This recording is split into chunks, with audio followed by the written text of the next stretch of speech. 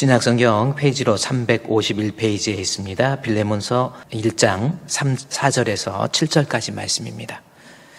제가 봉독해 드리겠습니다. 빌레몬서 1장 4절입니다.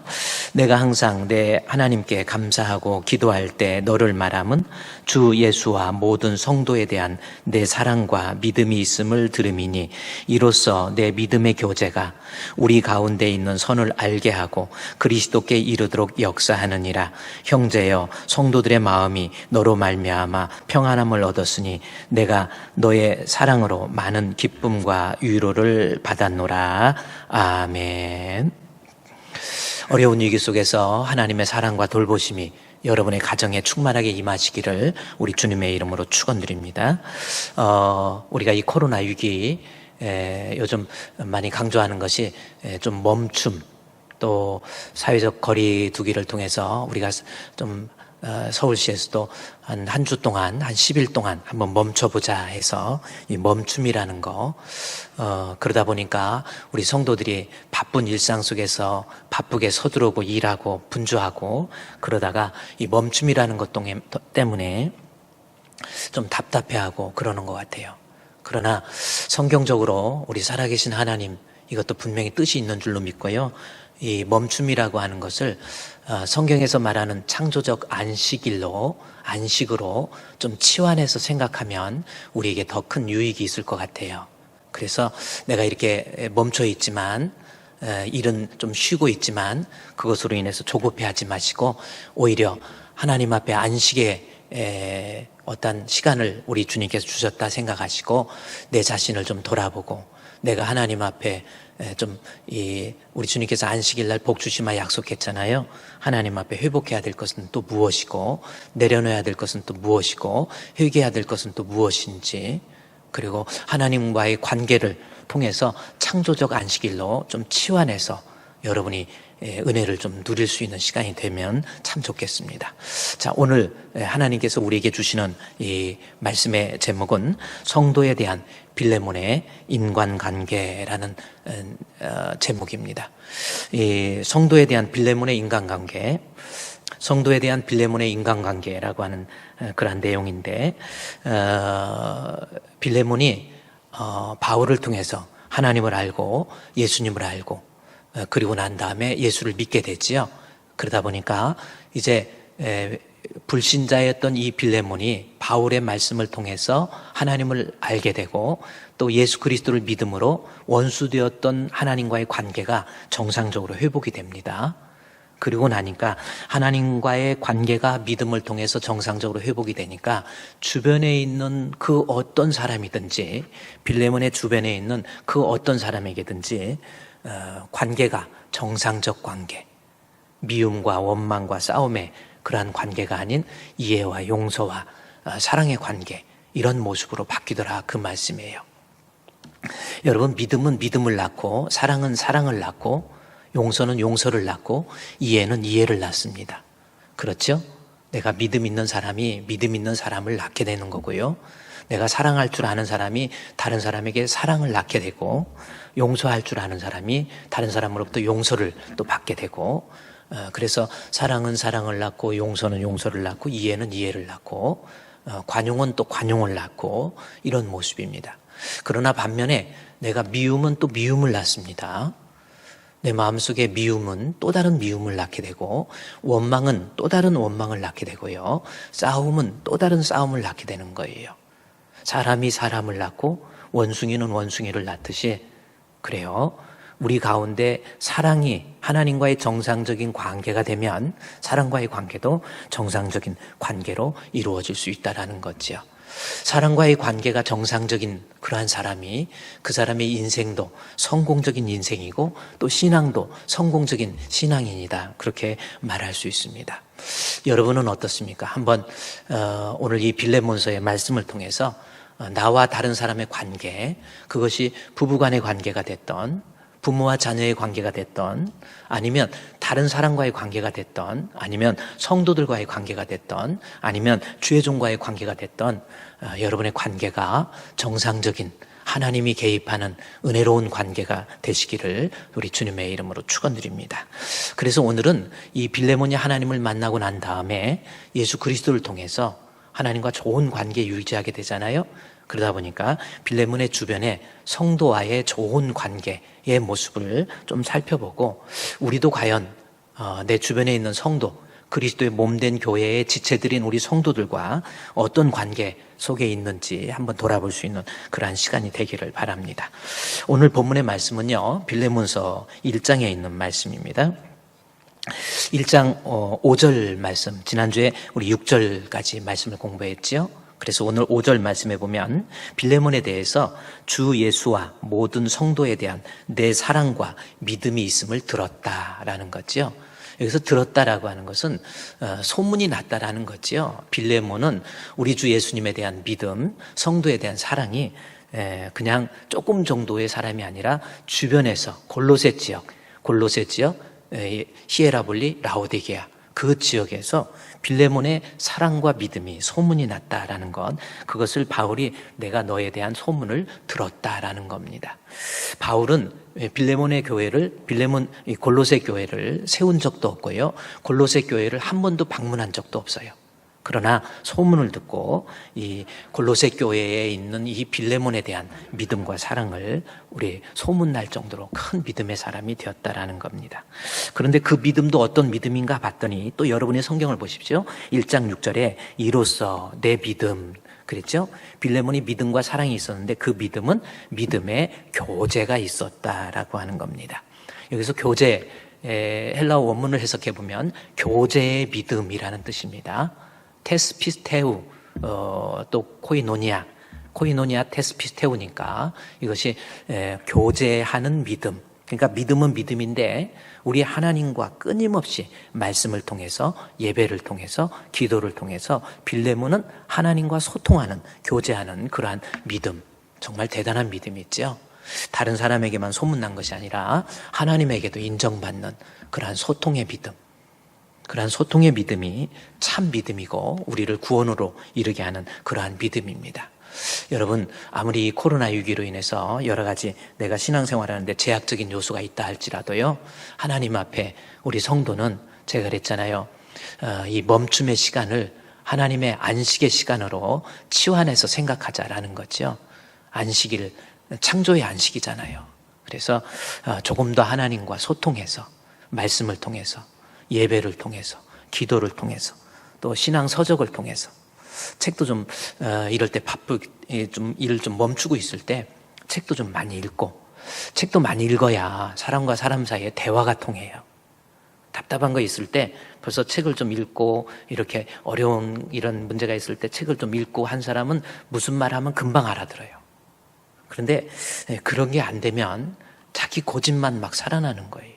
그래서 이 멈춤의 시간들에 시간을 우리가 하나님 앞에 창조의 안식의 개념으로 바꾸어서 이 시간에 하나님과 더 소통할 수 있는, 그래서 빌레몬처럼 소통의 믿음, 저와 여러분, 우리 하나님 앞에 다 부족하잖아요.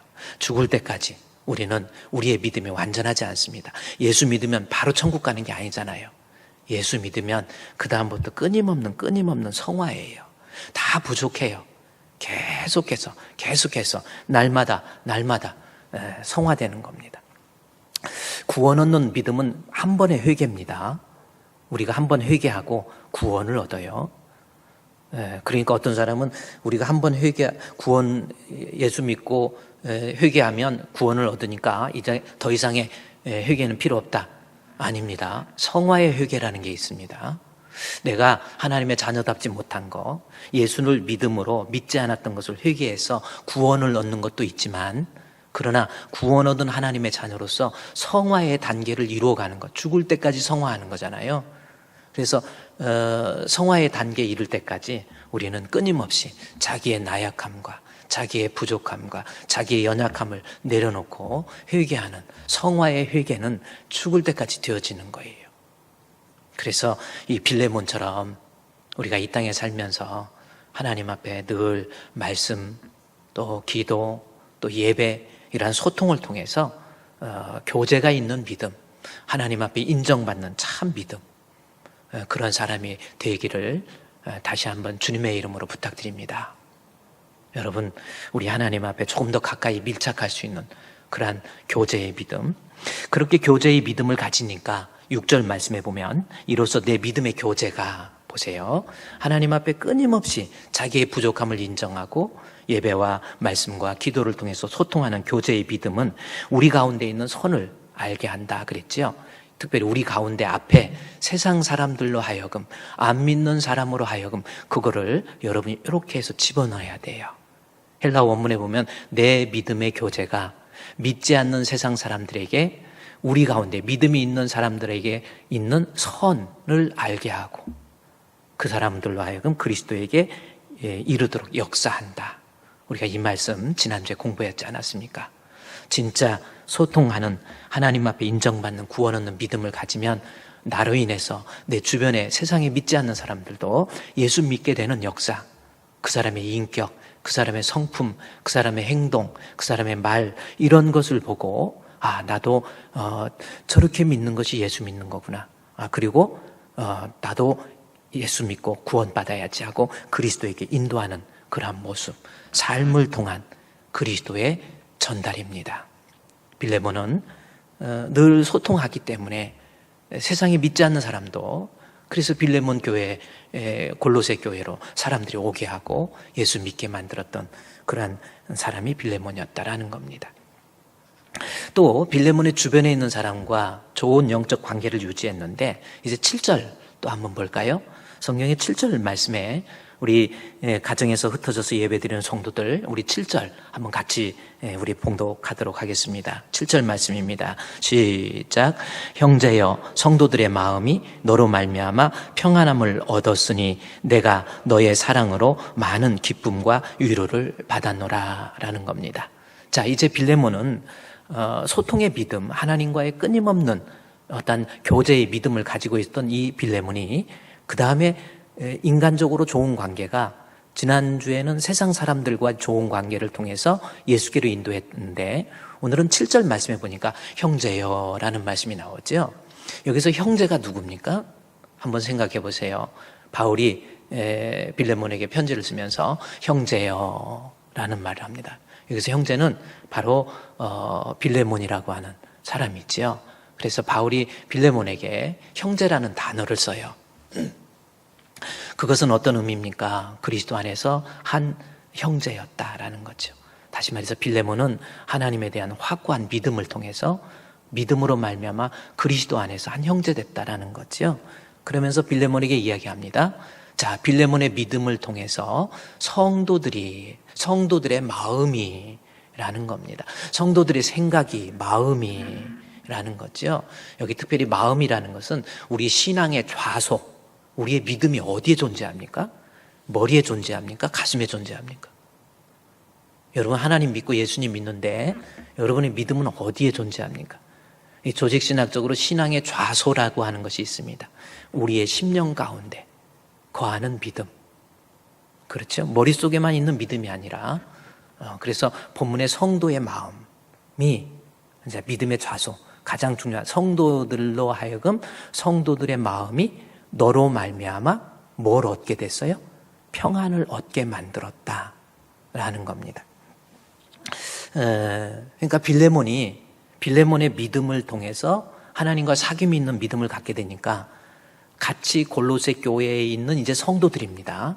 성도들이 빌레몬 너로 말미암아 평안함을 얻게 되었다.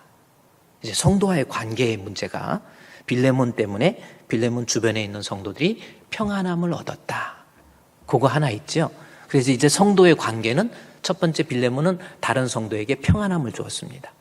그런데 이 본문 앞에 이 4절과 5절 말씀에 보면은 빌레몬이 다른 성도에게 준 것이 평안함 말고 또 하나 다른 게 있습니다. 4절 말씀에 한번 볼까요? 한번 보세요. 성도들에게 뭘 줬는지, 어떤 것을 품겨줬는지. 내가 항상 내 하나님께 감사하고 기도할 때 너를 말하면, 바울이 기도할 때마다 하나님 앞에 입가에 미소를 띄우면서 감사하면서 이 빌레몬에 대해서 이 얘기를 해요. 그러면서 빌레몬에 뭐라고 그럽니까? 5절 말씀을 한번 자세히 보십시오. 주 예수와 및 모든 성도가 나옵니다. 그러면 주 예수와 모든 성도에 대한 뭐예요? 너의 사랑 나오죠. 그리고 주 예수에 대한 믿음 이렇게 나옵니다. 따라서 지금 이제 빌레몬과 성도의 관계를 보면 빌레몬은 성도와의 관계 속에서 다른 성도를 다시 그 본문 5절 말씀해 보십시오. 성도에 대한 너의 사랑. 그 다음에 7절 말씀해 보면 또 7절 말씀해 보면 형제여 성도들의 마음이 7절에 성도들의 마음이 너로 말미암아 평안 이겁니다. 그러니까 지금 오늘 성도에 대한 빌레몬의 인간관계를 보면 빌레몬이 하나님 앞에 소통하는 그러한 구원 얻는 참 믿음을 가진 사람으로서 교회 안에서 성도들에게 어떤 영향력을 끼치고 있는지 그걸 보자는 거죠. 첫 번째, 아까 얘기했듯이 5절 말씀에 다시 보면 주 예수와 및 모든 성도에 대한 사랑이 빌레몬에게 있었다라는 겁니다.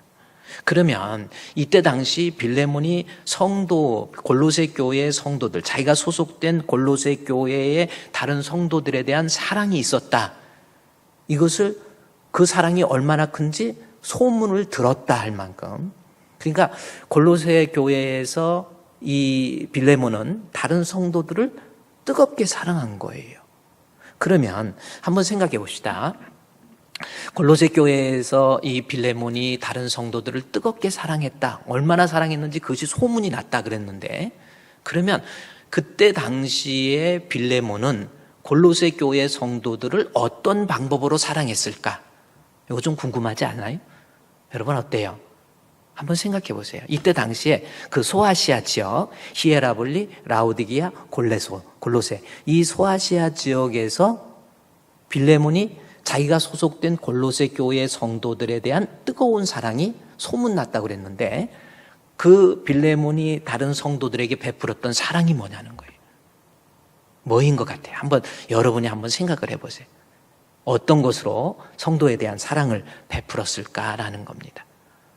성경에 나와 있지는 않지만 우리가 충분히 추정할 수 있는 것은 뭐냐면 여기 1장 3절, 2절과 3절 말씀해 보면 2절 말씀해 보면은 빌레몬이 이야기를 해요. 너의 자매 아비아와 우리와 함께 된 아기뽀 아내와 아들입니다. 그러면서 내 집에 있는 교회, 그러니까 빌레몬을 집을 교회로 사용하고 있었던 거거든요. 그러면 이때 당시 이것을 볼 때 빌레몬에는 상당한 물질적인 재력이 있었던 그러한 사람입니다. 사도행전 2장에 마가의 다락방 나오죠. 1장에서부터 마가의 다락방 이야기가 나옵니다. 그 마가의 다락방, 마가는 다락방에 교인들이 모일 만큼 큰 집을 가지고 있었다라는 거죠. 옛날에는 뭐 땅값도 싸고 그러니까 큰 집이겠죠. 아닙니다. 여러분, 집의 공간을 크게 만든다는 거예요. 예나 지금이나 옛날에 우리 시골집 같은 데 가보면 그야말로 어렸을 때는 큰 것 같지만 지금 이렇게 들어가 보면 얼마나 작은지. 저도 어렸을 때 그 시골집에 저희 집에서도 시골집에서 교회를 짓기 때문에 임시적으로 우리 집에 방을 교회로 쓴 적이 있었어요. 근데 어렸을 때 저는 그때 그 교회 방이 엄청 커 보였거든요. 근데 어른이 된 다음에 가보니까 고개 숙이고 이렇게 들어가고 정말 오늘날 집에 그렇게 크지 않아요. 정말 조그마한 집이었더라고요. 근데 그렇게 어렸을 때는 크게 보였습니다. 어쨌든 큰 집을 가지고 있었던 빌레몬, 물질적으로 상당히 부자였다라는 거죠. 본문 8절, 빌레몬서 1장 8절 이후부터 나오는 빌레몬의 종의 이야기가 나옵니다. 누굽니까? 오네시모라는 종이 나와요. 그러니까 종을 거느리고 큰 집을 가지고 있는 상당한 부자의 사람, 영향력이 있는 돈 있는 사람이었다라고 하는 것, 이것을 우리가 알 수 있었어요. 그런데 이렇게 교회를 내놓을 만큼 부유하고 종을 거느릴 만큼 부유했던 이 사람, 돈이라는 것이 있었는데 빌레몬이 성도들에게 사랑을 베풀었다라고 하는 것은 자기가 가지고 있는 재산의 일부를 어렵고 힘든 성도들에게 구제하고 그들을 도와주고 물질을 풀어서 그들에게 필요한 것 공급해 줬다라고 하는 것. 이것을 우리가 추정해 볼 수 있다라는 거죠. 아니, 추정을 넘어서 이것은 아마 빌레몬의 사랑이 그래서 주변에서 야, 저 사람 예수 믿더니 자기가 가지고 있는 물질 그것을 다른 사람에게 내놓고 다른 사람에게 도와주고 선교를 위해서 애쓰고 힘쓰고 그러한 모습. 특별히 바울에게 선교를 할 때 선교비를 아마 엄청나게 보내주고 이런 모습. 이것이 바로 성도에 대한 사랑의 모습으로 나타났다라는 거죠. 저도 목회하면서 제가 이렇게 목회하면 우리 성도들 아무리 은밀하게 일거수일투족을 들을 수 있는 은밀하게 일을 했어도 여러분 그렇잖아요. 다 저한테 이렇게 들리게 돼요. 그러다 보면은 참 목회할 때 보람도 느끼는 게 뭐냐면 사람이 물질적으로 어떤 물론 돈의 개념, 돈 10,000원의 개념이 뭔지를 잘 모르고 돈의 단위도 뭔지 모르고 이러는 사람도 있지만 누구에게나 다 돈은 소중한 거예요. 근데 성도가 어려울 때 힘들 때 목사님 저는요 어떤 분이 저에게 이렇게 도움을 줬어요. 그래서 저한테 와서 눈물로써 이렇게 말할 때 야 그거예요. 누구한테 필요한 돈 어느 정도 이렇게 나누어주고 참 그분을 마음속에서 제가 존경하고 저분 정말 참 그래. 그 근본적인 그러한 마음속에서 하나님에 대한 사랑이 누군들 돈 안 아깝겠어요.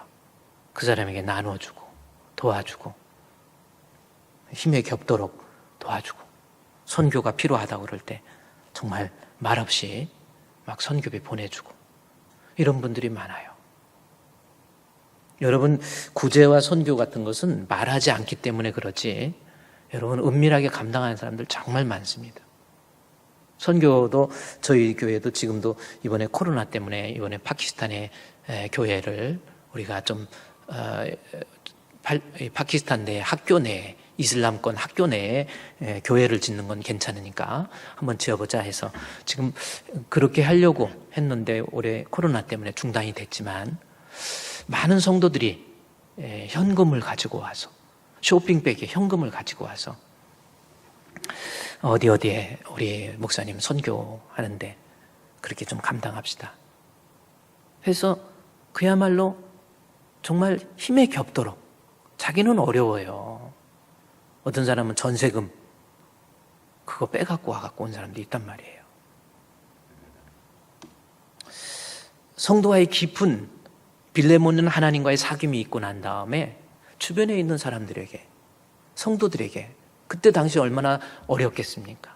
그들을 위해서 물질적으로 도와주고 자기 집을 내놓고 또 선교를 위해서 필요하다고 하면 물질적으로 재정적으로 그것이 빌레몬에 대한 성도에 대한 빌레몬의 사랑의 모습이었다라고 하는 겁니다. 여러분 바로 이런 모습 사도행전 11장에 보면 여러분 안디옥 교회가 나와요. 우리 한번 여러분 집에서 좀 찾아보시고요. 사도행전 11장에 한번 가보면요. 사도행전 11장 안디옥 교회가 나옵니다. 자, 그냥 여러분은 들어도 될 것 같아요. 자, 사도행전 11장에 안디옥 교회가 나오는데 사도행전 11장은 교회사적으로 아주 중요한 부분입니다. 왜냐하면 사도행전은 28장까지 있는데 사도행전 1장에서부터 드디어 예수 그리스도의 승천과 함께 교회가 시작되었다라고 하는 것을 알리는 책이 사도행전, 성령의 역사로 말미암아 교회가 시작됐다. 그래서 사도행전 2장에서 막 3,000명, 5,000명 그래서 예루살렘 교회가 부흥을 합니다. 그 다음에 사도행전 7장에 가보면 스데반이 돌에 맞아서 순교하게 죽게 되고요. 그리고 사도행전 9장에 가보면은 이 스데반을 돌로 쳐 죽이는데 앞장섰던 이 사도 바울이 그것을 목격하고 스데반의 마지막 그 모습에 감동을 받아요. 그리고 빛 가운데 현현한 주님을 만나고 난 다음에 사도행전 9장부터 바울이 등장합니다. 그러면서 바울이 등장했다라고 하는 것을 통해서 드디어 교회가 예루살렘 교회에서 안디옥 교회로 교회의 중심이 옮겨가고 있다라고 하는 것. 그것이 특별히 사도행전 11장이란 말이에요. 그래서 사도행전 10장까지는 예루살렘 교회를 중심으로 교회가 예루살렘과 온 유대와 어떻게 성장하는가라고 하는 것. 그리고 사도행전 11장에서는 안디옥이라고 하는 곳에 아프리카의 이 구레네에 있는 사람 니고르라고 그랬죠. 흑인들이 또 사이프러스 구브로라고 하는 곳에서 안디옥이라고 하는 곳에 수리아 안디옥입니다. 수리아 안디옥이라는 지역에 가서 복음을 전하고 이방인들에게 복음을 전해요. 이방인들, 즉 안디옥이라고 하는 지역에 가서 스데반이 순교하고 난 다음에 핍박으로 흩어진 사람들이 드디어 안디옥 교회까지 복음을 전하게 됩니다. 근데 안디옥 교회가 시간이 가면서 점점 부흥하는 거예요. 그래서 너무너무 교회가 부흥하니까 여기 안디옥 교회에서 수많은 사람들이 주께로 믿고 돌아오는 역사가 일어나는 거예요. 그래서 본부 교회였던 예루살렘 교회에서 도대체 저 안디옥 교회 이방 땅에 복음이 퍼지다니, 유대인들은 이방인들이 예수 믿는다, 이 하나님을 믿는다, 이해를 못하는 겁니다. 그래서 아니 안디옥이라고 하는 지역, 수리아 안디옥 지역에 예수를 믿는 사람들이 모여 있다는데 그게 과연 진짜 성경에서 말하는 사도들이 말하는 그리스도교인가 라는 것을 알아보기 위해서 바나바를 보내요. 바나바를 보내니까 바나바가 안디옥이라는 지역에 딱 도착해서 가서 보니까 이거는 정말 깜짝 놀란 겁니다. 그것이 사도행전 11장 22절, 23절에 나와요. 그가 이르러, 안디옥 교회 바나바가 이르러 하나님의 은혜를 보고, 은혜는 믿음이잖아요. 그들의 믿음을 보고 바나바도 깜짝 놀란 거예요. 그래서 모든 사람들에게 굳건한 마음으로 주님과 함께 머물러 있으라 라고 권하고, 그래요. 그렇게 안디옥 교회가 엄청나게 정상적인 교회로서 부흥하고 있었다라는 겁니다. 그래서 바나바도 흔들리지 말고, 여러분 믿음이라는 것이 주의 종이 권면하는 게 뭐예요? 흔들리지 않는 믿음이거든요. 여러분 믿음 생활하다 보면 별일 별사건 다 터집니다. 죽을 때까지 아무런 신앙생활하면서 아픔 없을 것 같습니까? 이런 아픔 저런 아픔 다 있어요. 그러나 그 환난 때, 그 위기 때 악한 사탄 마귀의 괴계에 넘어가면 안 돼요. 그래서 안디옥 교회한테 내 믿음 굳건하게 있으라 하고 11장 23절에서 바나바가 이야기하는, 주와 함께 모든 사람에게 굳건한 마음으로 주와 함께 머물러 있으라 라는 겁니다. 그 시제도 현재 시제를 써서 믿음이라는 것은 계속해서 지속적으로, 아무리 비가 오고 바람이 불고 폭풍이 와도요, 위기가 오면, 환난이 닥치면 여러분 오히려 내 믿음을 내가 정화하고 내가 하나님 앞에 회개할 것이 무엇인가를 또 깨닫고 이른 것이 환난이에요. 이번에 태풍 많이 왔었잖아요. 태풍 와가지고 저도 마음도 좀 답답하고 해서 좀 목사님과 함께 제가 좀 어디 가까운 이렇게 바닷가에 이렇게 가보니까 태풍의 위력이 대단하더라고요. 실제로 바닷가에 가보면요, 온갖 나무, 죽은 나무 쓰레기들이 바닷가 모래사장으로 다 넘어. 쓰레기, 나무, 오래된 나무, 썩은 나무 올라왔지요. 신발, 고무신짝도 올라왔더라고요. 운동화짝도 올라왔고, 타이어도 올라오고, 막 온갖 쓰레기가 다 나와버린 거예요. 태풍 때문에. 제가 그거 보고 느낀 게 뭐냐면, 여러분, 내가 신앙생활 하면서 태풍이라는 거 생각지도 않았는데 닥친 거잖아요. 예수님이 배를 타고 갈 때 풍랑이 갈릴리 호수에 닥칠 때 예수님과 함께 있어도 태풍이 온 거예요.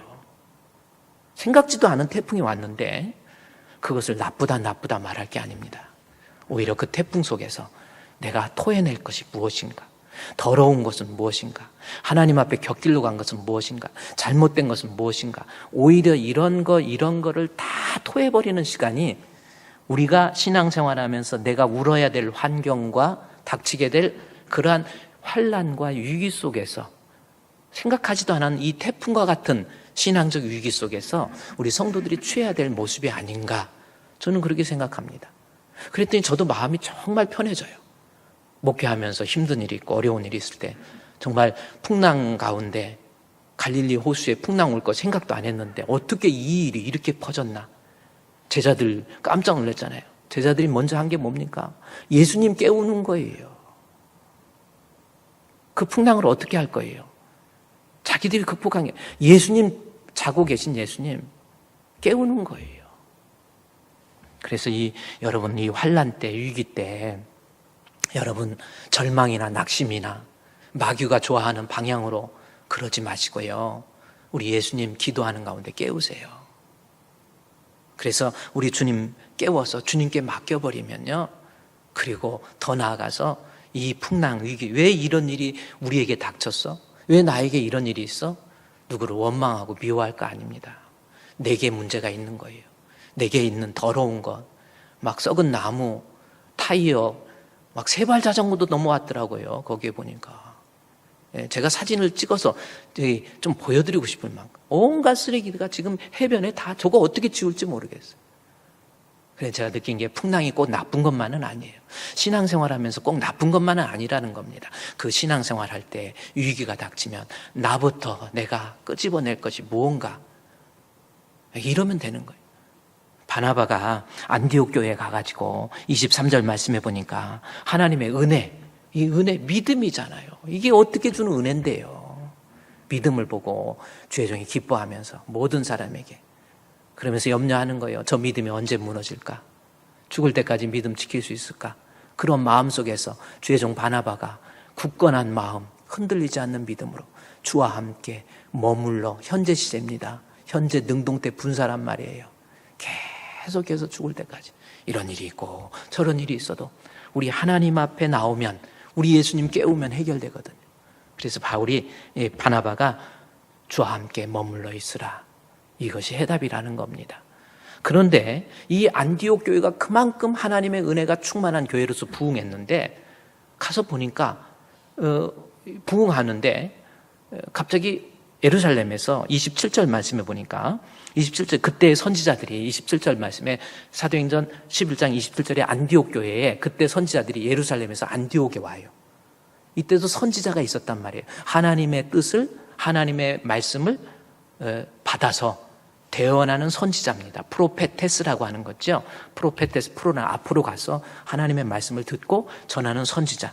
그 중에서 아가보라고 하는 28절 말씀에 보니까 아가보라고 하는 선지자가 있었어요. 그래서 이 선지자가 안디옥 교회에 온 거예요. 와갖고 아가보라고 하는 한 사람이 일어나서 성령으로 말을 하는 겁니다. 안디옥 교회에 예루살렘의 선지자가 가서 말해요. 어떤 말인가 봤더니 천하에 큰 흉년이 든다라는 겁니다.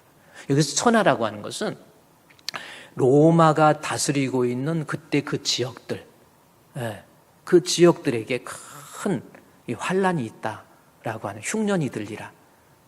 그걸 이야기를 해준 거예요. 그랬던데 그 예언대로 글라우디오 때에 그렇게 된 거예요. 흉년이 든 겁니다. 글라우디오는 누굽니까? AD 41년에서 56년까지, 54년까지죠. 황제, 로마의 제4대 황제, 아우구스투스, 티베리우스, 칼리큘라, 글라우디오, 네로입니다. 그리고 네로 다음에 베스파시아누스, 뭐 이렇게 쭉 나가죠. 그래서 제4대 왕 글라우디오예요. 여러분이 일반 인터넷 같은 데 검색해보면 글라우디오가 얼마나 포악한지, 네로가 기독교인들을 많이 그렇게 폭정을 하면서 기독교인들에게 뒤집어 씌워서 이렇게 해서 그렇지 글라우디오 대단해요, 이 사람. 근데 글라우디오 때에 AD 41년에 실제로 우리 세계사에도 나와요. AD 41년에서 이 53년 안에 예루살렘 지역을 중심으로 한 로마의 치세 있는 그 지역에 큰 흉년이 든 거예요. 먹을 것이 없었던 거예요. 아가보의 예언대로. 자, 그런데 그것이 보세요. 이 26절에 글라우디오 28절에 그 중에 아가보라고 하는 사람이 와서 큰 흉년이 들리라 했는데 그 다음 절에 29절 말씀해 보니까 제자들이 보세요. 예루살렘 교회에 안디옥 교회 사람들이 예루살렘 교회에 큰 흉년이 들어서 제자들이 각각 그 힘대로 유대에 사는 형제들에게 부조를 보내기로 작정했다라는 겁니다. 작정해가지고 그 다음 절에 보면 마음만 먹은 것이 아니라 이를 실행해서 사울과 바나바의 편으로 예루살렘 장로들에게 보내는 거예요. 여러분은 이것을 그런가 보다 이렇게 이야기할 수 있는데 보세요. 안디옥 교회와 예루살렘 교회에 어려움이 있었습니다. 천하의 흉년이 들었다고 하는 것을 볼 때 안디옥 교회도 물론 어려웠어요. 그런데 예루살렘 교회가 어렵다고 할 때 여러분은 이때 당시에 민족적 갈등, 우리와 일본이 민족적 갈등이 있고 뭐 이런 뜻이 유대인들, 타 민족에 대한 배타성 대단한 겁니다.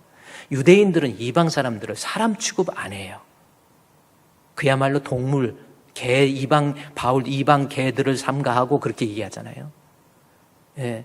그래서 이 개 취급하는 그러한 사람이에요. 그러니까 예루살렘 교회 사람들이 흉년이 들었다고 그러니까 안디옥 교회 사람들이 자기도 어렵지만 거기에서 부조를, 거기 29절 말씀에 제자들이 뭐라고 그랬어요? 제자들이 각각 그 힘대로. 여기서 힘대로가 뭔지 아세요? 그들도 부조 모으는 것이 쉬운 게 아니었다라는 거예요. 힘이 들지요. 그 어려운, 자기도 먹고 살기 힘든데 거기에서 힘을 내서 유대에 사는 사람들, 어떻게 보면 원수와 같은 사람이란 말이에요. 그런데 예수 믿는 믿음이라고 하는 것 때문에 그들에게 부조를 보내는 거예요. 연보해서 부조를 보내기로 작정을 한 겁니다. 여러분 한번 생각해 보세요. 그 이유가, 아니 어떻게 안디옥 교회가 그럴 수 있을까? 성도에 대한 사랑, 어떻게 그럴 수 있을까? 혈통적으로 민족적인 감정이 대단한, 좋은 거 하나도 없는 사람들인데 그가 어렵다고 하니까 부조를 보냈다. 그렇게 할 수 있었던 힘이 뭐냐는 거죠. 성도 사랑할 수 있는 힘이 뭐냐는 거죠. 사도행전의 저자 누가는 그렇게 얘기합니다. 이 말씀 27절 말씀 앞에 26절에서 이야기해요. 만남에, 여기서 만난다는 것은 이 바나바가 안디옥 교회를 이래서는 안 되겠다. 어떻게 하지? 그래가지고 25절 말씀에 보면은 이 바나바가 대단해요. 사울을 찾아갑니다. 사울이 집 다소에 있었어요.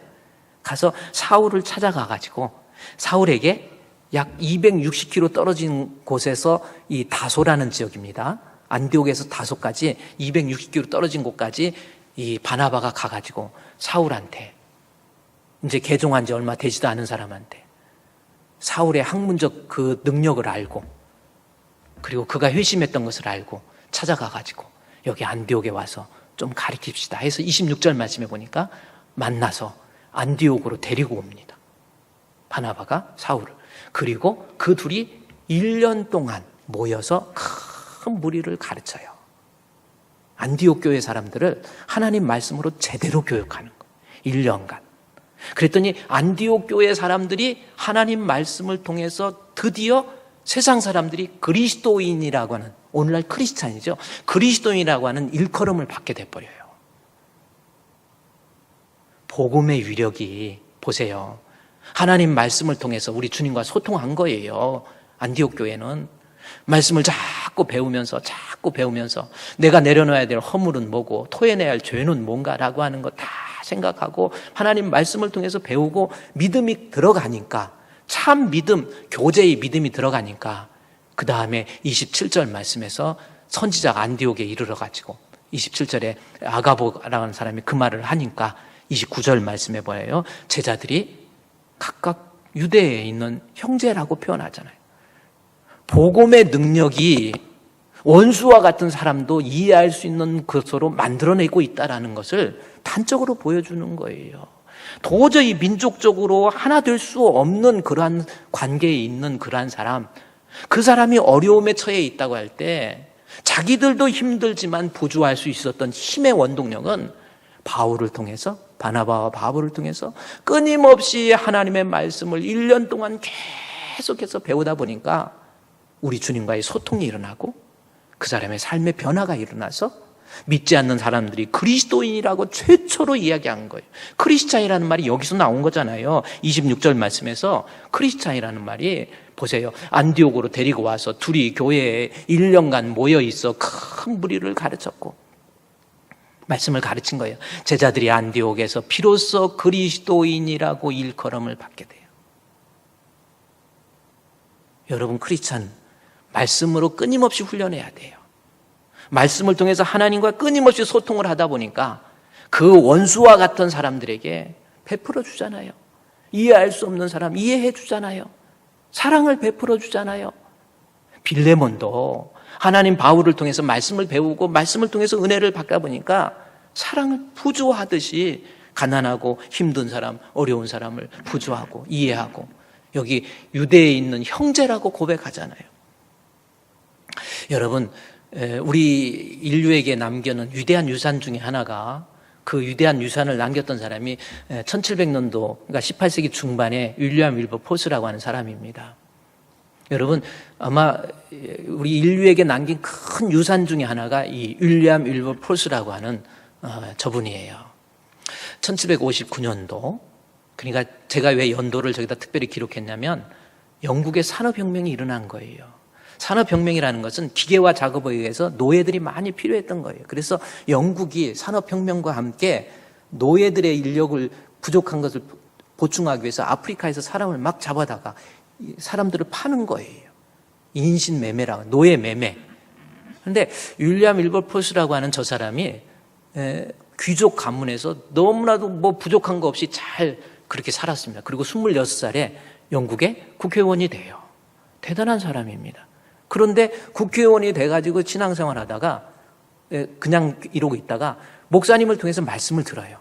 말씀을 듣고 그가 하나님 앞에 느껴지는 것이 뭐냐면 그리스도의 혈통이라는 단어, 위대한 유산이라는 책이 있는데 거기 책에서 보면은 그리스도의 혈통이라는 말을 합니다. 우리가 예수 안에서 흑인이든 백인이든 그리스도의 혈통. 여러분 한번 따라합시다. 그리스도의 혈통. 이게 무슨 뜻이에요? 예수 믿는 사람은 이제 흑인이든 백인이든 한 형제라는 거예요. 그래서 그리스도의 혈통이라는 그 말을 쓰면서 노예를 해방하자. 노예 매매를 노예 제도를 폐지하자. 계속해서 국회의원 계속해서 154회에 걸쳐서 법안을 상정해가지고 드디어 그가 죽기 3일 전에 1833년도 7월 25일 날, 그렇죠? 1883년이죠. 1883년. 노예제도 폐지됐잖아요. 오늘날 노예제도의 폐지가 뭡니까? 우리 1883년이라고 그랬는데 우리나라는 노예제도 폐지가 공식적으로 언제예요? 제가 지난주에 얘기했잖아요. 갑오경변 1894년입니다. 한 60년, 70년 지난 다음에 우리는 폐지가 되네. 여러분, 어떻게 보면 이 갑오개혁이라고 하는 이것도 서구 열강에 의해서 어떤 우리 조선이 무너지고 뭐 이런 상황 속에서 있었던 일이지만은 결국은 윌리엄 윌버포스의 그 신앙이에요. 예수를 믿다 보니까 이해 못할 사람이 없고 용서 못할 사람이 없었다라는 거예요. 흑인, 백인, 우리 한 형제, 그리스도의 혈통이라고 하는 겁니다. 빌레몬이 하나님 앞에 정말 은혜 받고 나니까 자기가 가지고 있는 재산 나눠서 주고 선교하고. 여러분 어떻습니까? 저도요, 제가 이제 부노회장, 우리 이제 내년에 또 노회장이 또 이렇게 순서대로 이렇게 돼요. 그래서 저는 노회장이고 뭐고 그거 안 한다고 해도 어떻게 이제 또 해야 될 때 되니까 또 그러는 것 같아요.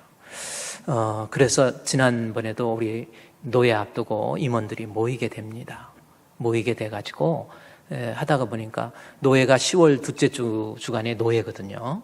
그래서 제가 이번 노회는 10월 둘째 주인데 10월 또 뭐 3일 날, 10월 9일 날 무슨 또 집회하고 뭐 꼭 그래야 되나 싶어요. 네, 그래 집회하고 뭐하고 어수선하는 때 분명히 또 사회적으로 시끄러울 때 그 10월 9일 지나고 첫 번째 월요일 날이거든요. 그러면 노회가 그거 제대로 되겠어요? 그래서 그렇다고 목사 한수, 우리 교회에서도 이이삭 강사님이 목사 한수를 받는, 목사 한수를 미룰 수가 없기 때문에 노예를 안 할 수는 없는 거예요. 그래서 노예를 한 2주 연장합시다 해서 제가 한 2주 좀 이렇게 연장해 놓고, 그리고 해서 그 다음에 우리 노예도 실시간 노예를 한번 해봅시다 그랬어요. 최소 인원으로 우리 노예를 진행하는 거예요. 여러분은 노예라는 말이 익숙지 못하지만 노예가 또 있어야 되거든요. 그래서 목사 한수, 또 장로 임직 이런 것도 다 노예에서 하고 이러는 거거든요. 그래서 최소 인원만, 최소 인원 어떻게 하냐는 거. 노예 하면 이래저래 200명 모이는데 그러면 절대 안 됩니다. 최소로 줄여봅시다. 50명도 많습니다. 줄여봅시다. 해가지고 이렇게 줄여서 각 시찰장 1명, 각 시찰에 9개의 시찰이 있습니다. 9명. 임원들 9명. 그 다음에 목사 한 수 받는 사람 8명 있어요. 그 다음에 강도사 인허도 있고, 그래 8명 목사 한 수 받을 때 본인만, 옛날에는 막 교인들도 와가지고 꽃도 주고 가족들도 오고 그러는데 목사 한 수 받는데 본인만, 어쩔 수 없잖아요. 그러니까 또 본인만 하자고 그러니까 또 그러면 그래도 평생 한 번인데 그래도 아내 되는 사모님은 오셔야지. 어차피 이삭 강사님이야 사모님 안 계시지만 그런 얘기가 또 나와요. 그래도 엄마 아빠 입장에서 그래도 아들이 목사로 되는데 얼마나 귀한 성직이잖아요. 진짜 가시밭길이잖아요. 저도 자식이 아들이 있다면 목사 안 시키고 싶습니다. 정말 목회 아무도 몰라요. 옛날 어른들이 가시밭길 해서 그런가 보다 했는데 그게 아니더라고요. 진짜 힘들어요. 그래서 엄마 아빠 우리 목사님들 안수 받는데 엄마 아빠까지는 오게 합시다. 그래서 안수 받는 당사자 1명 외 3명 아내와 이렇게 해가지고 그래서 50명 안으로 줄여가지고 노예를 그렇게 하기로. 그러면서 제가 이런 얘기를 했어요. 조금 어려운 얘기지만 우리 지금 노예 때 어려운 교회 우리 한번 도와보자. 그 얘기를 했습니다. 어떻게 도울까라는 겁니다. 우리 재난기금 있잖아요. 우리 국가에서 어려운 사람들한테 소상공인한테당 재난기금 주고 그러는데 우리도 이 어려울 때 교회들에게 재난기금을 좀 줍시다. 제가 제안을 했어요. 그랬더니 뭐 노예가 돈이 어딨냐고. 그래서 제가 한번 제안을 해봤습니다. 우리 노예에서 각 상비부들이 회의하는 것 더 이상 회의하지 맙시다. 그리고 우리 노예에서 큰 행사가 뭐냐면 우리 교육부 가서 어디 가서 세미나하고 3박 4일 우리 교육부 수련회가 있습니다. 요즘에 뭐 어디 지역에서 어디 호텔 같은 데 모여서 수련회 하고 우리는 방역 조치 다 했으니까 우리는 이거 수련회 이거 하는 겁니다 해가지고 우리 그러지 말고 그래봐야 교회에 또 공분사잖아요. 수련회 안 해도 우리 견딜 수 있잖아요. 그 돈 전략하면 몇 천만 원이거든요. 먹고 자는 문제. 그거 하지 맙시다. 그리고 거기에서 생긴 그 모든 그 노예 재정을 국가 재난기금처럼 노예에서 주는 노예 재난기금으로 해서 교회마다 나눠줍시다. 그랬더니 노예 상위비의 약 40% 정도를 다시 돌려줄 수 있더라고요. 노예에다가 내는 상회비가 있거든요. 그중에서 40%면 반 정도면 상당히 큰 돈이에요. 돌려줍시다. 그랬더니 그거 참 좋은 생각이네요. 그러면 돌려주긴 돌려주는데 큰 교회는 뺍시다. 또 이렇게 나오는 거예요. 이제 선별 지원 문제. 이거 어떻게, 그러면 어디까지가 큰 교회고 어디까지 작은 교회인가. 이런 문제, 저런 문제가 생기더라고요. 어쨌든 어렵고 힘든 교회, 우리가 한번 도와봅시다. 그래가지고 우리 임원들이 모여서 그게 좋겠다 해서 하고 또 우리 교회에서도 또 여러분 우리 지난번에 연합회하고도 얘기했지만은 지금 우리 교회 안에서 이 코로나 때문에 현장 예배를 드리지 못하니까 어려운 교회가 너무 많이 있어요. 이럴 때 우리도 어렵지만 안디옥 교회 보세요. 힘 썼다고 그랬잖아요. 자기는 힘 안 들어간 게 아니에요. 어렵지만 그래도 그리스도인으로서 칭함을 받을 만큼 하나님 말씀으로 끊임없이 훈련받으니까 우리 그들 도와줍시다 한 것처럼, 그래서 우리 지역에서도 좀 어려운 교회 우리 좀 도와줍시다 해서 우리 교회에서도 또 제가 여러분에게 지난번에 한 2주 전에 광고하다가 지금 안 했죠. 코로나 때문에 그렇습니다. 우리 교회마다 정말 어려운 교회 우리 미수헌금 있죠. 제가 광고를 잠깐 멈췄는데 여러분 사람이 물질이 귀하지 않은 사람 없어요. 그래도 안디옥 교회는 예루살렘 형제 교회가 어렵다고 하니까 어떻게 보면 원수와 같은 거라니까. 여러분이 그때 당시에 유대인들이나 이방인들이 가지고 있는 그러한 사상과 문화를 이해를 못하니까 도와주면 도와줬나 보다, 이렇게 생각하는데 그렇지 않습니다. 만나고 싶지 않고 이야기하고 싶지 않은 그러한 사람들이에요. 그러나 그들이 어렵다고 할 때 자기들도 힘써서 걷어서 부조로 결정하고 실제적으로 도와주잖아요. 그 힘이 어디서 나와요? 바나바가 바울을 모시고 와서, 다소에 있는 바울을 모시고 와서 안디옥 교회 사람들에게 그리스도가 누구이고 예수가 누구이고 진정한 신앙이 무엇이고 믿음이 무엇인가를 계속 가리키니까 그 사람의 마음속에 그리스도 안에서 한 형제, 한 자매,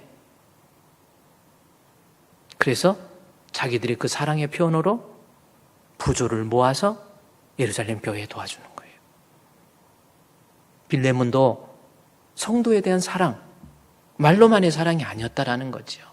실제로 어려움에 있는 성도들 도와주고 위로하고 또 권면하고, 이게 신앙이 있는 성도가 가지고 있어야 될 아주 중요한. 그래서 빌레몬은 예수 믿고 난 다음에 성도와의 관계가 너무너무 좋아진 거예요. 그저 사랑하고 이해하고 용서하고 덮어주고 자기가 있는 물질 풀어주고. 오늘은요 여기까지입니다. 제가 한 주간 동안 정말 하나님 앞에 매달려서 기도하고 내가 토해낼 것이 무엇이고 내려놔야 될 것이 무엇인가도 정말 아까 얘기했듯이 이 멈춤의 순간에 하나님 앞에 창조의 안식일을 치환해서 생각해 보니까 참 그래요. 그런데 그러면서 설교도 좀 짧게 해야 되겠다. 잘하지도 못하는 설교 괜히 길게 해가지고 성도들 코로나 때 짜증나게 만들면 안 되지 해서 그랬습니다. 오늘은요 이 말씀이에요. 하나님과의 참 좋은 관계, 성도들과 좋은 관계, 빌레몬. 이유가 뭡니까? 하나님과의 믿음의 교제, 믿음이 들어가고 신앙이 들어가고 말씀이 들어가고 하나님 앞에 기도하고 또 하나님 앞에 또 찬송하고, 그러다 보니까 어려운 성도에 대한 배려의 마음, 이해의 마음, 사랑의 마음, 그 사랑의 마음을 자기가 가지고 있는 물질로서 주변에 있는 사람을 살핀 거예요. 우리 교회도 앞으로 그런 방향으로, 아까 얘기했듯이 이름도 없이 빛도 없이 정말 어렵다고 하는 성도, 그래요. 제가 여러분 정말 목회하다가 보면 별일 있다고 그랬잖아요. 생각지도 않은 사람이 와서 목사님 저도요 제가 어려울 때 이런 도움을 받았어요. 저에게 이런 도움을 받았어요. 그것이 그분한테 두고두고 가슴에 감사의 마음으로, 그리고 그 성도에 대한 그 사랑이 그 성도로 하여금 하나님에 대한 신앙을 굳건하게 만들고, 우리 주품교회 성도들도 우리 주님과의 끝없는 교제 속에서 선교, 전도, 성도에 대한 배려, 구제, 그런 방향에 조금 더 힘쓸 수 있는 하나님 마음에 드는 아름다운 교회가 되시기를 우리 주님의 이름으로 축원드립니다.